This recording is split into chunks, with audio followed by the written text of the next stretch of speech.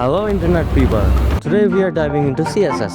But wait, before you open Notepad and torture yourself like 2004, Stop. just stop, I'm begging you. Why write code in Notepad when you can use VS Code, a sexy modern no-code editor that doesn't hate you? So, in today's video, I'm going to show you how to connect CSS with HTML using VS Code quickly, easily and with style, literally with style. So here we are on part 1. Set up HTML template in VS Code. Step 1. First of all, we have to disk that sad blank file and get an HTML template ready. No, you don't have to type that whole doc type like a medieval monk. No, we are not doing that. Just type and hit enter, boom. VS Code just handled a full HTML skeleton, and no, you don't have to owe it like your soul yet. Now see the magic.